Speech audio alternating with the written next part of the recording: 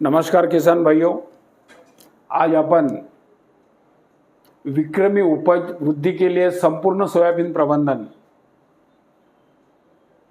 इस विषय पर आज अपन आपसे कुछ बताने जा रहे हैं कि सोयाबीन का विक्रमी उत्पादन कैसा लिया जा सकता है। तो ये जो आज का जो विषय है ये सोयाबीन के किसान भाइयों के लिए बहुत अच्छा है और उन्होंने यदि ये आप इसके ऊपर यदि ज़्यादा गौर करते हैं, देखते हैं, तो आपको निश्चित रूप से सोयाबीन की फसल अच्छी आप ले सकते हो। उसमें क्या करना चाहिए? पहले तो सबसे पहले एक है, ये हमें गर्व है हमारा कि कृषि साक्षरता से किसानों की समृद्धि। आज श्रीयुत गजानन जाधव सर ने जो एक पीड़ा उठाया है कि किसानों को साक्षर करना है, किसानों की उपज कैसी बढ़ानी है, इसी के ऊपर उनका पूरा ध्यान है और वही हिसाब से उनका काम चल रहा है। बहुत सारी करीब अप्रैल और मई महीने में उन्होंने 50 फार्मर्स मीटिंग की हुई है और 50 फार्मर्स मीटिंग के अंदर एवरेज देखा जाएगा तो करीब 350 से 400 काश्तकार उनके हर मीटिंग के अंदर उपस्थित थे और वही मीटिंग का फायदा काश्तकारों ने उठाया हुआ है और हम भी बोलते हैं कि हम काश्तकारों को अच्छा साक्षर बनाएंगे। अब इसमें गौरव की बात एक है कि हमारे जो सब्सक्राइबर है ये करीब 3 लाख के ऊपर है और एसएमएस जो जाते हैं, जो आईवीआर कॉल से उनको बातें दिया जाती है, काश्तकारों को जो माहिती दी जाती है वो है करीब 4 से 5 लाख फार्मर के ऊपर है।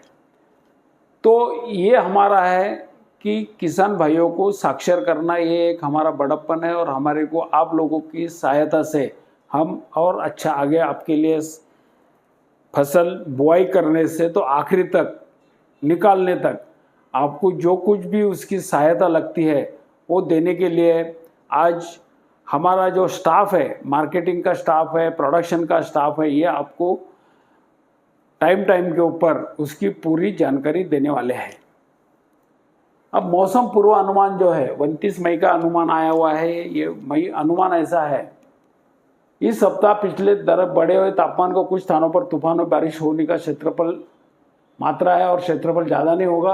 केरल में 30 मई तक मानसून आने की उम्मीद है और मानसून केरल में आज का न्यूज़ ऐसा है कि वो दाखिल हो गया है। अगर यही सफ़र जारी रहा तो 5 जून तक मानसून कोकण में पहुंचेगा अच्छे से, यदि यही ऐसा सफ़र रहा तो, और कम से कम 10 जून तक मानसून विदर्भ, मराठवाड़ा, खानदेश और मध्य महाराष्ट्र बोले तो पूरे महाराष्ट्र के अंदर अच्छी खासी अपने को प्रवेश होने के बाद में बारिश होना चालू हो जाएगी। और इस क्षेत्र में मानसून कब आएगा? 30 जून से शुरू आने सप्ताह में बारिश का मौसम फिर से शुरू हो सकता है, लेकिन इसकी तीव्रता क्षेत्र का अनुमान इसी समय नहीं लगाया जा सकता है। वो आपको टाइम पर हम बताना चालू करेंगे। किसानों को इन सभी बातों का अध्ययन करने के लिए बाद की रोपाई और बुआई के बारे में सोचना चाहिए। इसका जो बारिश का जो आपको बताया गया है, इसके ऊपर से आपने सोचना चाहिए कि बुआई और रोपण कब करना चाहिए। बराबर है तो जल्दी करिए, नहीं तो आप सोचिए, जल्दी ना करिए। तूफान बारिश की उम्मीद के किसी बुआई में जल्दबाजी नहीं करनी चाहिए। हमारा निरंतर प्रयास रहेगा कि आपको तुरंत प्राप्त अनुमान उपलब्ध करा सकेंगे। कई किसानों ने अभी तक खाद, बीज, शाकनाशी नहीं खरीदे हैं, इसलिए समय पर भीड़ होने की संभावना है। इसीलिए आप समय बर्बाद होने से बचने के जल्दी से जल्दी बीज, शाकनाशी, उर्वरक और बीज उपचार की दवाई खरीद लेनी चाहिए।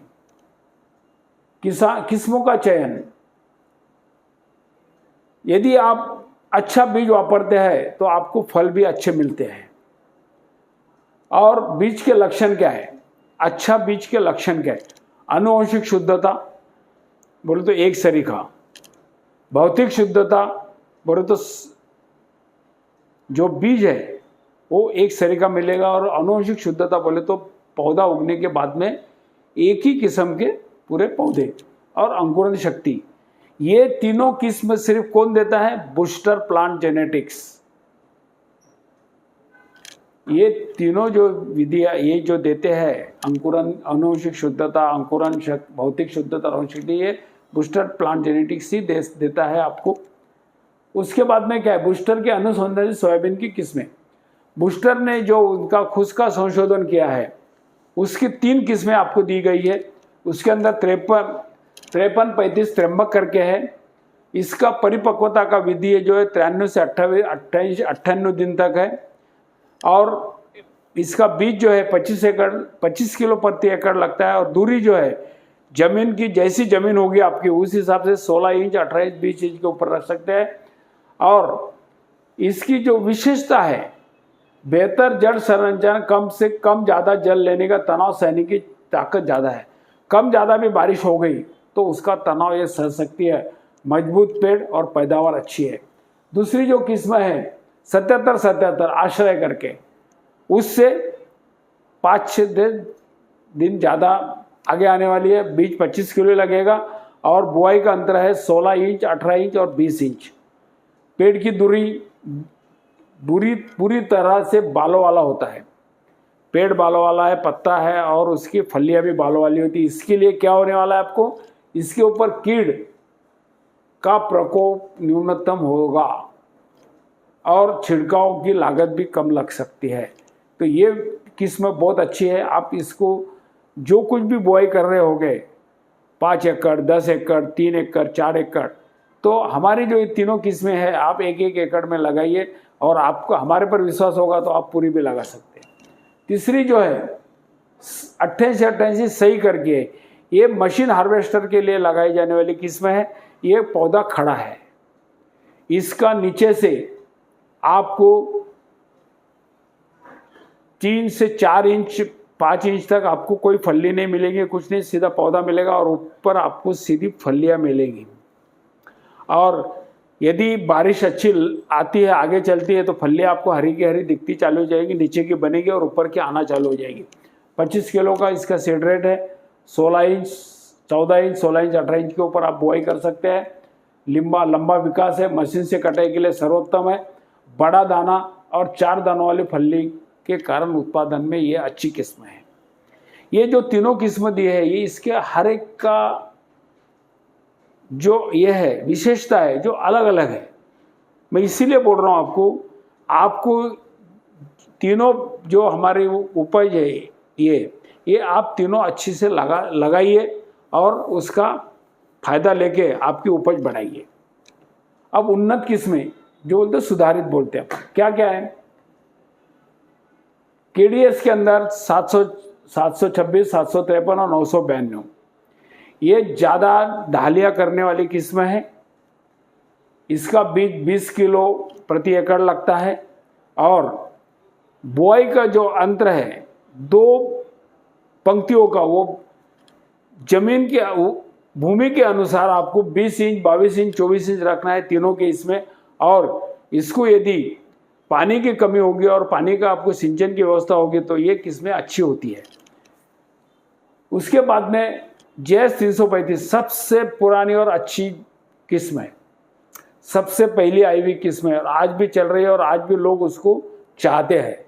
बाद में 9305 सबसे अर्ली, उससे भी अर्ली 9560 खड़ी किस्म जो सही के साथ बताई गई है। 98 से 102 दिन, 95, 90 से 95 और 82 से 88 दिन, 25 किलो, 30 किलो जो खड़ी बढ़ने वाली किस्म होती है और जल्दी आने वाली जो है वो 95-60 है। उसका बीज आप 40 किलो कम से कम आपको बोई करनी है। और इसका जो अंतर है भूमि के ताकत के अनुसार आपको रखना है। हल्का होगा तो 16 इंच, 18 इंच, भारी होगा 18 और ज़्यादा भारी होगा 20 इंच। वैसी है 14, 16, 18 इंच, 14, 16, 18 इंच। जैसी आपकी भूमि है, भारी होगी तो ज़्यादा रखिए, कम होगी तो उससे थोड़ा सा कम अंतर रखिए 2 पंक्तियों में का, और हल्की होगी तो और कम रखिए। उससे क्या होगा, सही यदि आप रोपण सही पंक्तियों में सही अंतर से यदि आप रोपण करते हैं तो आपको फसल भी अच्छी दिखाई पड़ेगी और आपके आगे के जो काम करना है उसके अंदर की जुताई बुआई करनी है, बाद में आपको छिड़काव करना है, उर्वरक डालना है, तो वो भी आपको अच्छा खासा डालने को फायदा हो सकता है।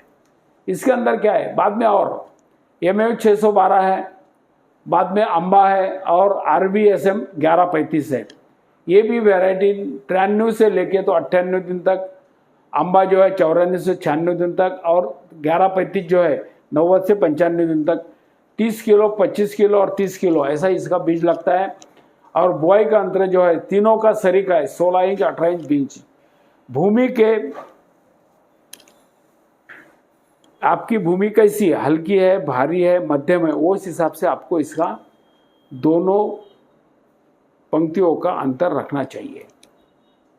उसके बाद में बूस्टर के बीज ही क्यों, बूस्टर का ही बीज क्यों लेना चाहिए, आपको पहले भी पता है मैंने। आनुवंशिक शुद्धता ये बूस्टर में मिलेंगे, आपको उच्च गुणवत्ता मिलेगी और उचित मूल्य। बोले तो जो बाजार में बाकी किस्मों की जो उचित मूल्य होगा उससे निश्चित रूप से बूस्टर के किस्म का मूल्य कम होगा, ये बात आपको मैं यहाँ से ठाम से बोल सकता हूँ। आनुवंशिक शुद्धता हम जो बोल रहे हैं ये हर कंपनी आपको बोल नहीं सकती कि हमारा आनुवंशिक शुद्धता से दे रहे हैं। एक बार निकल गया कैसा है, कौन सा पौधा कौन सा है, 9560 का निकल रहा है या 9305 का निकल रहा है या 335, इसमें नहीं।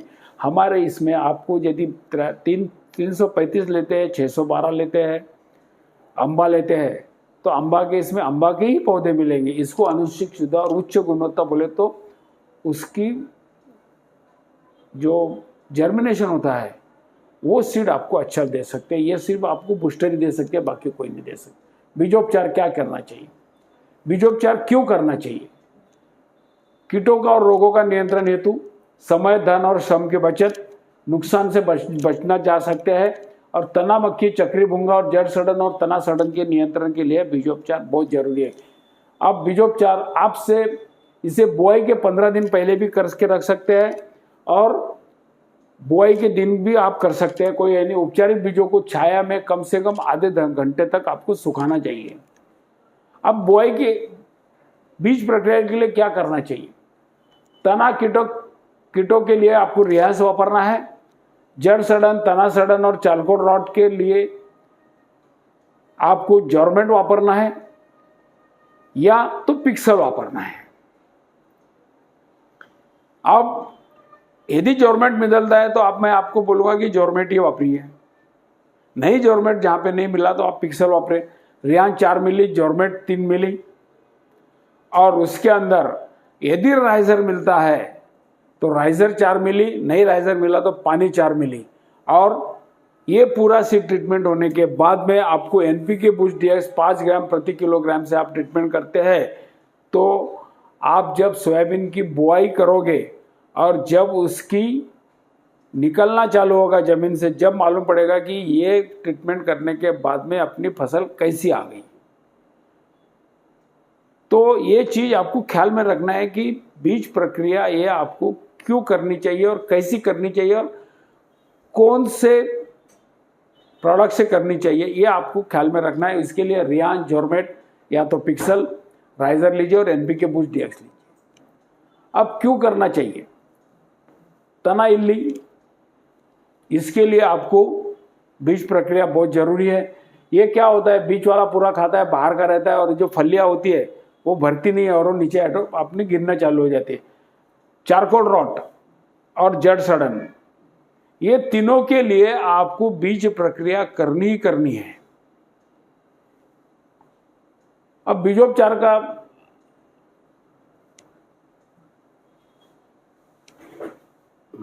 आपको ये बीज प्रक्रिया कैसी करनी चाहिए ये आपको यहाँ पे बताया जा रहा है।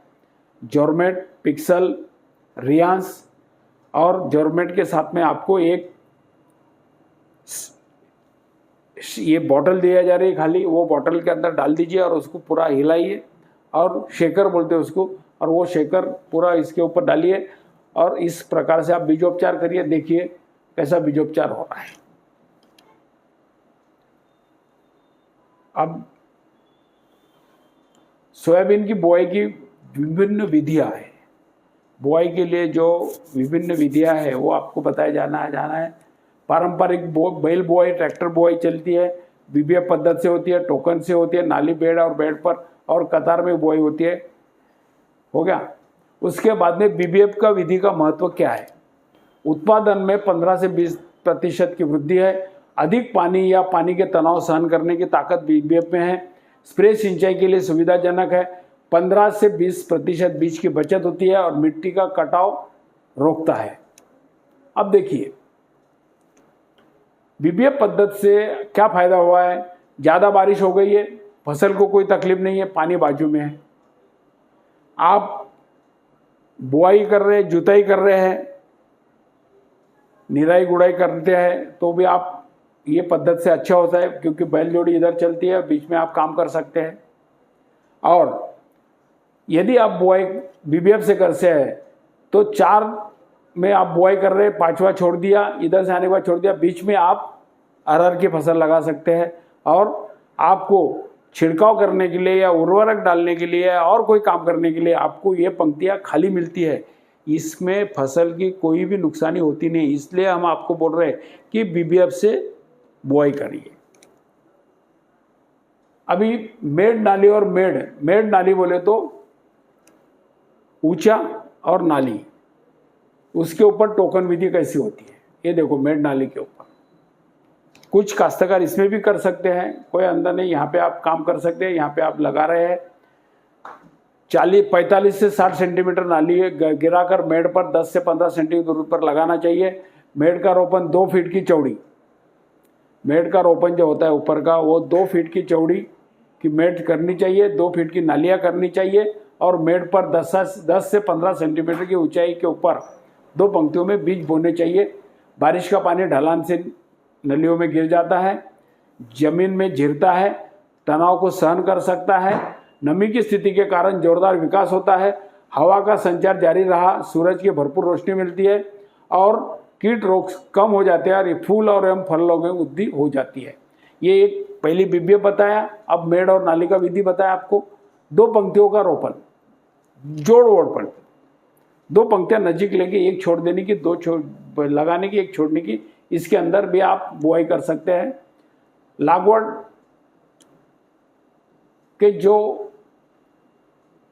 किस्में होती है तो ग्रोथ के अनुसार सोयाबीन की 3 किस्में होती है।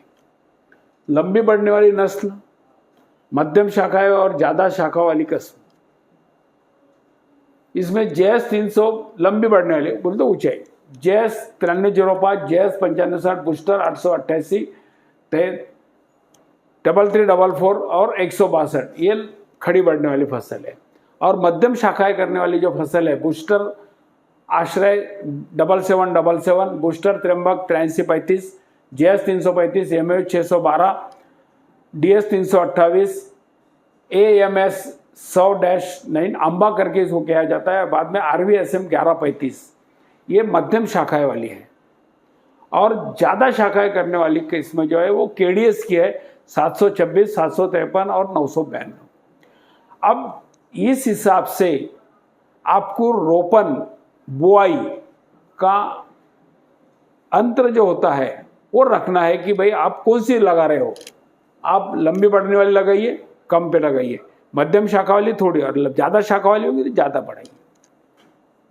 अब ये बता दिया यहाँ पे, जैसा मैंने पहले ही बताया आपको। लंबी बढ़ने वाली किस्मों को क्या करना है, हल्की मध्यम भारी यदि आपकी जमीन होगी 14 इंच 16 इंच 18 इंच, मध्यम शाखा वालों को 16 इंच 18 इंच 20 इंच, और ज़्यादा शाखाएं करने वाली किस्म होंगी 20 22 और 24। इस हिसाब से 2 पंक्तियों का अंतर रख के आपको बुआई करनी चाहिए। खरपतवार नाशक, पूर्व शाकनाशी और उपजने के पहले और उपजने के बाद, ये 2 शाकनाशी होती है। उपज जो खरपतवार है वो उसकी उपज होने के पहले बुआई के 72 घंटे के या 3 दिन के अंदर उसको मारना चाहिए। फसल प्रभावित नहीं होती है। सही समय पर छिड़काव करें, मिट्टी में नमी होनी चाहिए और इन्हें जल्दी रोकने के से फसल के साथ में प्रतिस्पर्धा नहीं होती है। और उपज के बाद आपको शाकनाशी का करना है। तो फसल उगने के बाद छिड़काव करिए, इसलिए कुछ शाकनाशी फसलों को प्रभावित कर सकते हैं। यदि सही समय पर नमी न हो तो समय नष्ट न हो जाता है, और यदि खरपतवार की वृद्धि अधिक हो तो परिणाम कम मिलते हैं। इससे अच्छा है कि आपको सोयाबीन उपज के पहले यदि आप, और खरपतवार उपज के पहले आप यदि मारते हैं तो ये सबसे अच्छी शाकनाशी है, आप इसका यूज कर सकते हैं। कौन सी है, इसके परिणाम क्या है? पेट्रोल पंप का उपयोग करने के कारण अच्छा नहीं होता है, प्रति एकड़ पानी कम गिरता है, इससे शाकनाशी का उपयोग फायदा नहीं मिलता है। गंदे पानी का उपयोग करते हैं तो नहीं मिलता है। स्प्रे नोजल का उपयोग यदि आप सही करते हैं तो नहीं मिलता है, और नमी के कमी होने के कारण। इसीलिए आपको क्या करना है, अच्छा यदि शाकनाशी का आपको फायदा चाहिए तो चार्जिंग का प्रयोग किया जाना चाहिए। कम से कम 150 लीटर या 200 लीटर पानी का उपयोग करना चाहिए। पानी साफ सुथरा चाहिए। कट नोजल या शाकनाशी का नोजल जो आता है, जो इस तरफ से आता है, उसका उपयोग करिए और उचित आर्द्रता पर छिड़काव करिए। उसके जो आप वापरते हो उसके रिजल्ट क्यों नहीं मिलते आपको, तो ये आपका है। तो ये यदि आप वापरते हैं तो आपको निश्चित रूप से अच्छे उसके रिजल्ट मिलना चालू हो जाएंगे। अब उसके लिए क्या करना चाहिए, कौन सी शाकनाशी वापरना चाहिए? यदि घास उगने के पहले और फसल उगने के पहले यदि आपको मारना है पेंडामेथलिन 700 मिली प्रति एकड़, उसके अंदर बूस्टर का झिल्लार है, टाटा पनीडा है और स्टॉम एक्स्ट्रा है। और दूसरा जो है वो डाइक्लोसुलाम में 12.4 ग्राम प्रति एकड़ वापरना है, वो अमोनिया या स्ट्रॉन्गर में। ये आपको 72 घंटे के अंदर, 3 दिन के अंदर अमोनिया को मारना है। और पेंडामेथलिन को आप बुआई के साथ में, बुआई के पीछे पीछे मार सकते हैं, नमी है, या तो दूसरे दिन मार सकते, कोई प्रॉब्लम नहीं। बहुत सारे अच्छे रिजल्ट मिलेंगे। यदि कहीं पे जगह खरपतवार आ गए ऊपर और अपनी फसल नीचे है तो आप ओंडो 50 मिली प्रति पंप से मार दीजिए।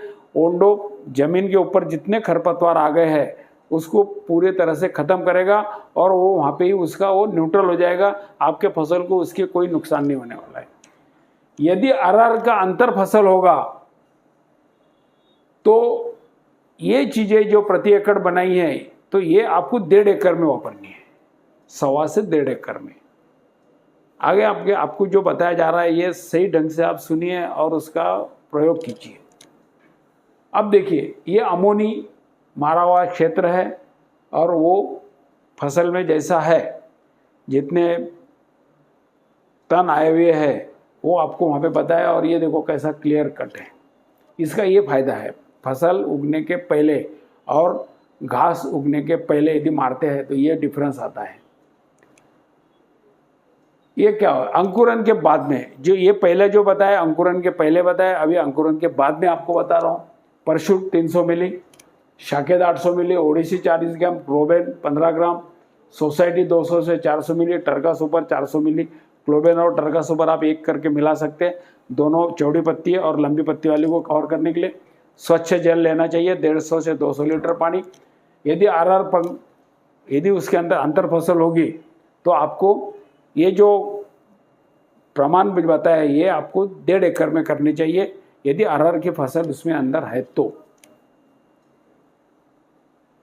अब सोयाबीन उभरने के बाद शाकनाशी के साथ में तना कीट और चक्री भूंगा नियंत्रण के लिए रेज या तो रौड़ी आप अच्छे से वापर सकते हैं। पंप से छिड़काव करना चाहिए।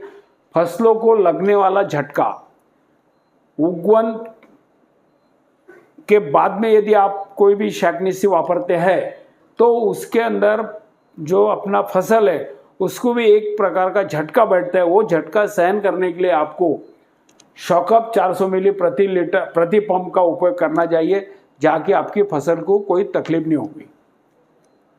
खाद प्रबंधन, सोयाबीन का खाद प्रबंधन, भारी जमीन में ज़्यादा ग्रोथ होती है, वहाँ पे सिंगल सुपर फॉस्फेट 3 बैग और 1 बैग म्यूरेट ऑफ पोटैश आदि बैग डालनी चाहिए। मध्यम जो भूमि है उसके लिए DAP 12-32-16, 14-35-14 एक बैग और सल्फर ग्रैन्युअल 10 किलो या तो सल्फा बुश 2 किलो ये वापर सकते हैं। यदि हल्की जमीन है तो आपको क्या करना है, 20-20-0-13 या तो 24-24-08 एक बैग वापरनी है। और ये वापरने के बाद में NPK बूस्ट DX 500 ग्राम प्रति एकड़ किसी भी उर्वरक के साथ में मिक्स करके डाल सकते हैं। और उसके 20-25 दिन के बाद में P बूस्ट DX 1 किलोग्राम और K लीफ DX 1 किलोग्राम दोनों को मिला के आप वो फसल को दे सकते हैं। ये जैविक आपको क्यों वापरना चाहिए, मैं मेरे हर लाइव में बताता हूँ, साहब भी बताते हैं, पूर्वे सर भी बताते हैं आपको जैविक से क्या फायदा होता है। जमीन के अंदर जो उर्वरक जमीन के पेट के अंदर है, पेट के अंदर खुद के, उसको भी चालू कर देता है। और आपने जो ऊपर से डाले हुए उर्वरक है वो भी पूरे नहीं मिलते, तो यदि आप जैविक वापरेंगे तो वो भी उर्वरक आपको मिलना चालू होगा और आपकी फसल अच्छी खासी उभर के आएगी और आपको उसके अंदर उपज अच्छी मिलेगी। अंतर फसल का प्रबंधन आवश्यकता के अनुसार 15 से 30 दिन तक इंटरकल्चर ऑपरेशन बोले जाता है कि आप निराई गुड़ाई करना है तो कैसी करनी चाहिए। 15 से 30 दिन के बीच जो 2 परतें देनी चाहिए, निराई गुड़ाई करिए।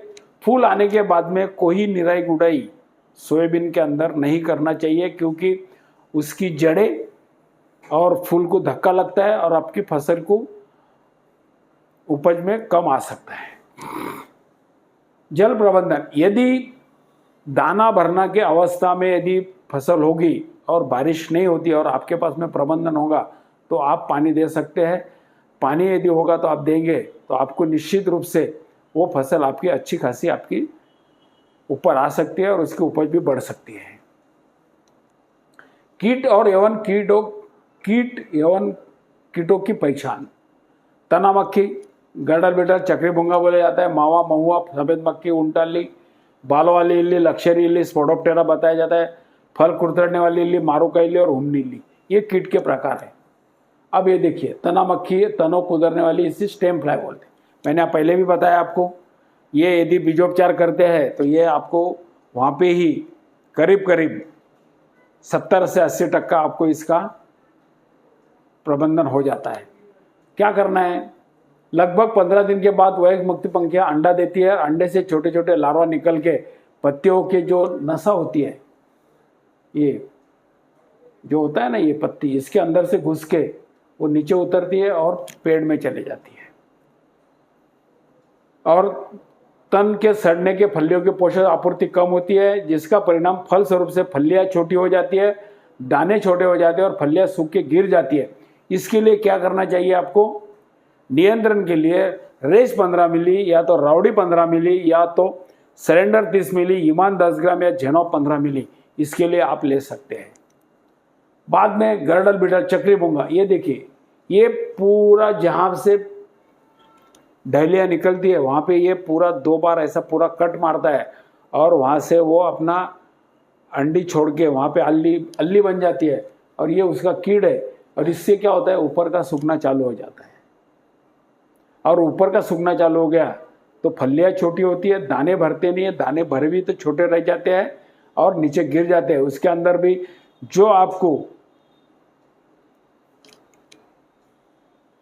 तना मक्खी के लिए जो आपको कंट्रोल मेजर बताया वही कंट्रोल मेजर इसमें ही है, वही वापर सकते हैं। रेज 15 मिली, राउडी 15 मिली, सरेंडर 30, ईमान 10 ग्राम, पांडा सुपर 30 और झेनॉप 15 मिली, ये इसका नियंत्रण के लिए वापर सकते हैं। मावा, महुआ बोलते हैं इसको अपन।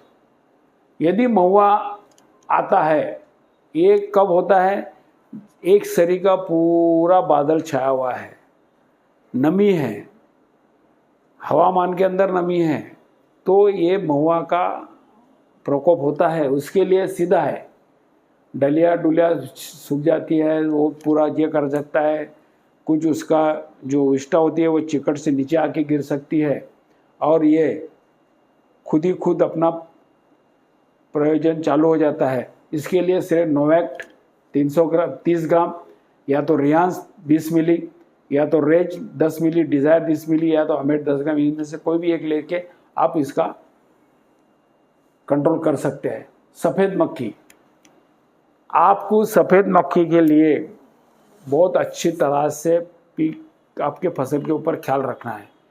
सफ़ेद मक्खी और महुआ, ये दो चीज़ें आपको आगे क्या कब तकलीफ देती है? वायरस के लिए तकलीफ देती है। इसी के लिए आपको सफ़ेद मक्खी के लिए जैसा आपका पहला छिड़काव होता है तना मक्खी के लिए और भूंगे के लिए, उसी टाइम से यदि आप उसके तरफ ख्याल देंगे तो उसका प्रकोप आपको कम दिखाई पड़ेगा ऐसा नहीं, कम दिखाई पड़ेगा, वो दिखने वाला ही है। तो उसके लिए आपको क्या करना है? नोवेक्ट या तो अमेट या तो पटियाला पैक। नोवेक्ट 30 ग्राम, अमेट 10 ग्राम, पटियाला पैक 40 मिली एक पंप के लिए माल के इसका छिड़काव करना है। यदि पटियाला पैक मारते हैं आप तो आपको ये जो अंडी है, ये उसकी नई आई हुई मक्खी और ये बड़ी मक्खी, ये सबका कंट्रोल आपको पटियाला पैक में मिल सकता है।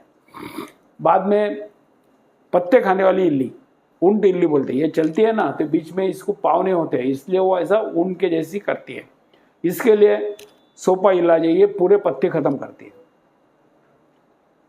और ये आपको पहले 15 से 20-25 दिन तक ये आपको अल्ली ज़्यादा दिखती है, बाद में ये कम हो जाती है ऑटोमेटिकली। पांडा सुपर 30 मिली लो या तो सरेंडर 30 मिली लो, ईमान लो, जेनॉप लो, पटियाला पैक या सिंजो। ज़्यादा हो गया होगा तो आप सीधा है सरेंडर, जेनॉप या तो सिंजो लीजिए, आपको ये कंट्रोल में आ जाएंगे। बालों वाली इल्ली, ये भी पत्तियाँ खाती है, पत्तियों को पूरा जालीदार बना देती है।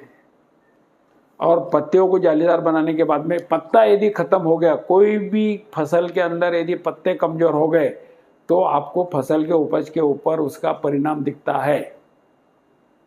क्योंकि फसल के पत्तों के अंदर जो क्लोरोफिल बोलते हैं, हरापन जो बोलता है, हरापन यही आपके उपज के लिए काम आता है।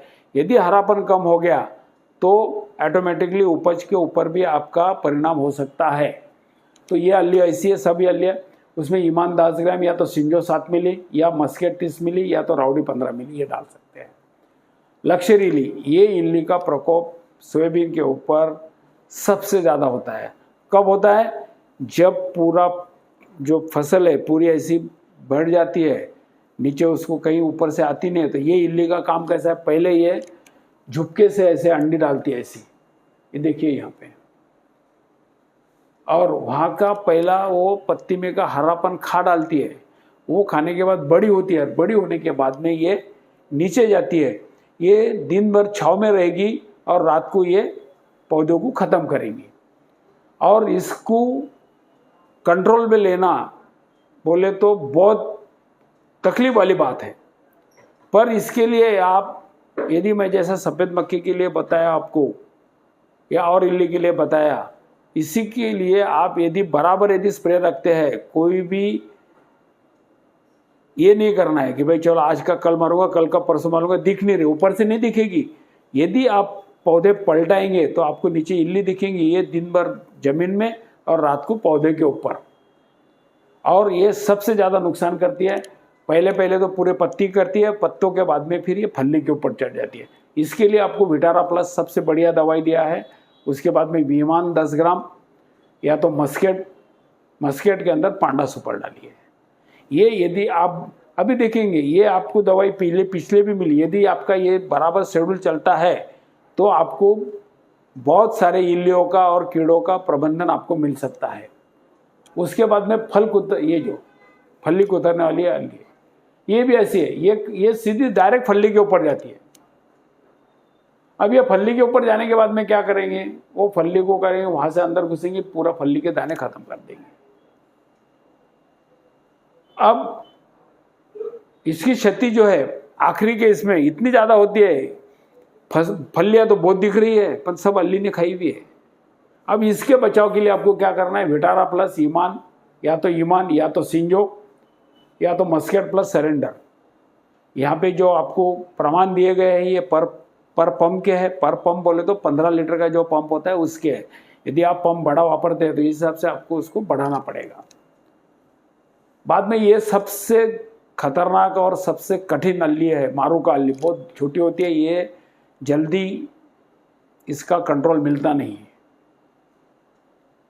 इन कीड़ों के पतंगे भूरे रंग के होते हैं और इनके पिछले पंखों पर सफ़ेद धब्बे होते हैं।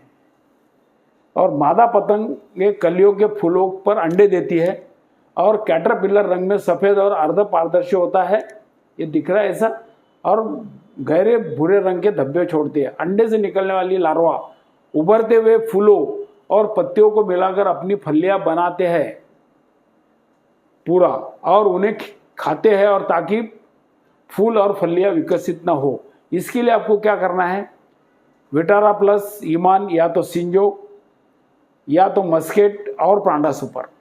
मस्केट और पांडा सुपर लेते हैं तो पांडा सुपर का यहाँ पे बेनिफिट क्या मिलेगा, क्लोरोपाइरिफॉस होने की वजह से उसको यदि उसका गैस पॉइजन होता है, गैस पॉइजन से इल्लियाँ जल्दी मरती है।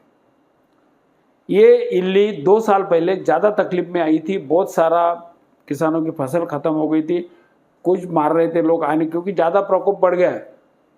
तो उसको कंट्रोल करना बहुत बड़ी बोलती तो बहुत तकलीफ वाली बात है, इसलिए पहले से करिए, आपका कंट्रोल अच्छा मिलेगा और फसल भी अच्छी आ सकती है आपको। व्हाइट ग्रब, हुमनी इल्ली। हुमनी इल्ली अभी आप यदि ये ऐसे टाइम में खेत में जाओगे तो बबूल, बेर और नीम के पत्तों के ऊपर इसके पूरे आपको भूंगे मिलेंगे ऐसे, वो वहाँ पे उसका मिलन होता है। मिलन होने के बाद में जो मादी भूंगा होता है वो ऐसे नरम जमीन में आके वहाँ पे अंडे डालेगा, वहाँ से उसकी अल्ली चालू हो जाएगी। ये अल्ली पहले एक से 1.5 महीने में सिर्फ मट्टी खा के बड़ी होती है और बाद में आपको ये पूरे फसल को ख़त्म कर देती है यदि लग गई तो। और ये करीब करीब अक्टूबर नवंबर तक ये इल्ली का प्रकोप रहता है। इसी के लिए आपको क्या करना चाहिए, नियंत्रण के लिए 2 नियंत्रण है, एक जैविक है और एक पांडा सुपर 1 लीटर, रियान 500 मिली प्रति एकड़ इसका ड्रेंचिंग करिए। आपको दिखाई पड़ेगा यहाँ से लग गई है, उसके आगे आगे करिए,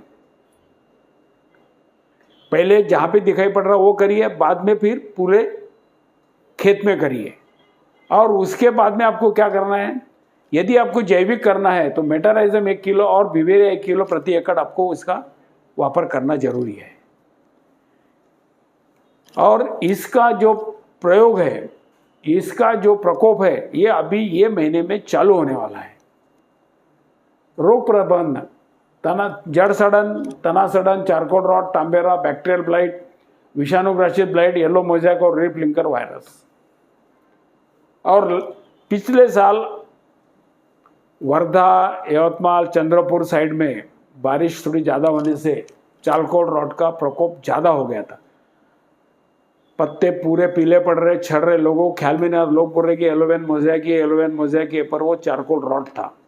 जब हमारे जो मार्केटिंग वाले लोग होते हैं वो जब खेतों में जाते हैं, जब काश्तकार को बताते हैं कि ये वायरस नहीं है, ये चारकोल रॉट है, जब किसानों के ख्याल में आ गया, जब तक अपना फसल थोड़ा सा कम हो गया था। और उस टाइम में आपको फसल के लिए नीचे से कोई भी दवाई छोड़ना ये मुमकिन नहीं है, नामुमकिन नहीं बोलो, मुमकिन नहीं है। तो ऐसे यदि आपको पहले से कहीं की जगह दिखता है तो आप पहले से ही उसका प्रबंधन करिए और उसके लिए उसको कंट्रोल में लाइए। अभी देखिए, जड़ सड़न, तना सड़न और चारकोल रॉट कैसा होता है ये, और ये आकस्मिक मर। आकस्मिक मर बोले तो ऑल ऑफ ए सडन बारिश खत्म हो गई या तो एकदम टेम्परेचर बढ़ गया तो आकस्मिक मर आती है। ऑल ऑफ ए सडन पूरे पौधे ऐसे आपको मरे हुए दिखेंगे, शाम के टाइम में हरे और दूसरे दिन में तो वो ऑटोमेटिक फसल निकल जाती है। इसके लिए क्या करना है आपको, पहले तो जॉर्मेट 3 मिली का बीज उपचार बहुत जरूरी है, या तो ट्राइकोबुस DS 500 ग्राम प्रति एकड़ भारी छिड़काव बुआई 25 दिन के बाद में जब मिट्टी होती है उस टाइम आप डाल दीजिए, ये आपका इसका प्रबंधन हो सकता है। तांबेरा बोले तो पत्ते के ऊपर पूरा घेरवा कलर आता है, ऐसा देखिए आप, घेरवा लाल, ये सोयाबीन के ऊपर आता ही आता है। इसके नियंत्रण के लिए आपको क्या करना है, झेड 78 30 ग्राम 15 लीटर पानी के लिए, या तो सूखे 30 मिली, या तो किटाजिन 20 सल्फ और प्रोपियो 20 मिली ये 15 लीटर पानी के लिए दी, ये दिखना चालू हो गया तो आप इसमें से कोई भी एक दवाई लीजिए, मार दीजिए, बढ़िया रिजल्ट मिलेंगे। इसमें भी आपको बताता हूँ मैं, यदि आप प्रोपिको या विसल्प लेते हैं तो आपको और अच्छा रिजल्ट मिलेगा। उसका कारण क्या है, ये इसके अंदर पौधे को हरा करने की ताकत है। और जितना आपको ये मार रहे हो आप यहाँ पे, यदि आपने विसल्प और प्रोपिको मारा है, इतने जो इतने धब्बे हैं ये तो रुक जाएंगे और ये बाकी का हरापन आखिर तक रुकेगा, और वो आखिर तक रुका तो आपकी जो फली है वो भरना चालू हो जाएगी। बैक्टीरियल ब्लाइट, ये काले काले धब्बे पूरे फली के ऊपर झाड़ के, और बाजू में आपको तेल जैसा होता है ना, डालते तो उसका चट्टा मिलता है। और इसके लिए आपको प्लांटोमाइसिन, वेलिडामाइसिन या स्ट्रेप्टोकासोकामाइसिन कोई भी दवाई के अंदर मिला के मार सकते हैं। पर यदि ये होगा तो इसको सबसे अच्छा ब्लू कार्ड के अंदर इसको मिला के मारिए, आपको इसके अच्छे रिजल्ट मिलेंगे। बाद में विषाणुग्रस्त ब्लाइट, ये धब्बे दिख रहे हैं, फिर बाद में पीला पीला हो रहा है, इसके लिए ब्लू कार्ड में जो बताया, ब्लू कार्ड स्टेप्टोसाइक्लिन या तो कोनी का अकेला ले सकते हैं, 15 लीटर पानी के लिए तो ये है। उसके बाद में येलो वेन मोज़ैक और रिप लिंकर वायरस यदि कहीं दिखना चालू हो गया तो क्या करना चाहिए, वो पौधे उखाड़ो, साथ में गनी बैग रखिए, उसके अंदर डालिए और बाहर जाके उसको दबा दीजिए, खुला नहीं डालना चाहिए। इसके लिए खास दवाई अभी तक कहीं पे भी नहीं है।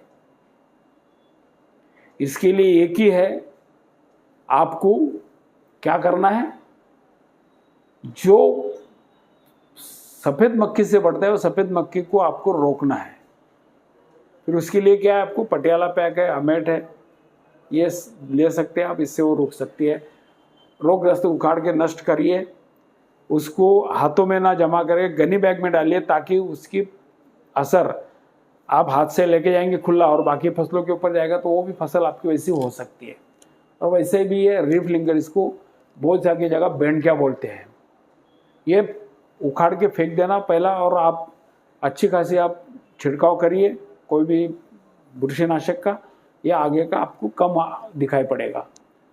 विल्ट, या आकस्मिक विल्ट जो बताया मैंने, जो किस्में पानी के तनाव से अधिक पानी के प्रति संवेदनशील होती है, परिपक्वता से पहले पीली हो जाती है, जिन किस्में पानी का तनाव की संभावना होती है उन्हें पानी के तनाव से गुजरने की अनुमति नहीं दी जाती है और वो सूखना चालू होती है। यदि आप ये बीबीएफ से लगाते हैं तो आकस्मिक मरका आपको, उसके लिए आपको आगे वो आना नहीं और आएगी नहीं यदि बीबीएफ से आप लगाते हैं तो। इसीलिए हम जो बोल रहे हैं, आपकी सोयाबीन आप बीबीएफ से लगाइए, बहुत सारा नुकसान आपका बच जाएगा। स्प्रे की अनुशति, अभी आपको मैंने हर कीट के लिए क्या मारना चाहिए, हर रोग के लिए क्या मारना चाहिए और प्रक्रिया कौन सी, बीज प्रक्रिया कौन सी करना चाहिए, हर जगह में आपको अलग अलग बताया। अब उसको एट ए ग्लांस एक ही जगह में आपको क्या करना है, पहला जो छिड़काव करना है आपको, वो रेज राउडी 15 मिली, एक तो आप शाकानिशी के साथ में डालिए 20 से 25 दिन के दरमियान, और दूसरा जो आपको छिड़काव करना है, यदि अच्छी फसल बढ़ गई होंगी वो करिए या कम हो गई तो दोनों छिड़काव अलग अलग बताएं। जेनॉप राउडी, ईमान 10 ग्राम, पांडा सुपर मिली 30 मिली, जेप 15 मिली, परिस 1261 100 ग्राम। ये अच्छी फसल बढ़ रही है तो यहाँ पे 1261 दिया हुआ है, क्यों दिया है, डालिया करने के लिए। और जहाँ पे कम ग्रोथ है, कम बढ़ रही फसल, वहाँ पे आपको क्या दिया गया है, 19 दिया गया है। बाद में दवाई जो है वो सरीखी दी हुई है, ये पेड़ जब सोइंग होगा उसके 35 दिन के बाद में आपको ये छिड़काव करना है। तीसरा छिड़काव जो करना है वो सोइंग के बाद में 45 से 50 दिन के दरम्यान करना है। उसके अंदर मस्केट 30 मिली, सिंजो 7 मिली, इसके अंदर सरेंडर 30 मिली लीजिए और रायबा 5 मिली और विसल्प। रायबा क्यों लेना चाहिए, फूल से फल्ली और फल्ली का दाना भरना, इसके लिए आपको रायबा की जरूरत है यहाँ पे। और चौथी फवारनी, इफ आपको गरज पड़ती है तो विटारा प्लस या राउडी प्लस पांडा सुपर, उसमें प्रोपिको, भरारी 7 मिली और बिग बी 100 ग्राम। यदि आपको ज़रूरत पड़ती है तो ये लेने की, नहीं तो ये फवारने को आप यहाँ पे लीजिए, आपकी फसल बहुत अच्छी खासी आ सकती है। ये मैंने आपको सोयाबीन का भारी अच्छी उपज आने के लिए पूरा प्रबंधन बताया हुआ है। आप इस तरह से यदि आप कर सकते हैं तो निश्चित रूप से आपको फसल अच्छी आ सकती है। यदि आपको इसमें कुछ तकलीफ आती है, सुनने में तकलीफ आएगी या पढ़ने में तकलीफ आएगी देखने के बाद, तो आप हमारा 8888 16 78 88 इस नंबर पे आप कॉल करिए। आपके जो कुछ भी प्रश्न आएंगे उसके बराबर आपको उत्तर दिए जाएंगे और आपकी जो तकलीफ है वो दूर की जाएंगे। नमस्ते, धन्यवाद।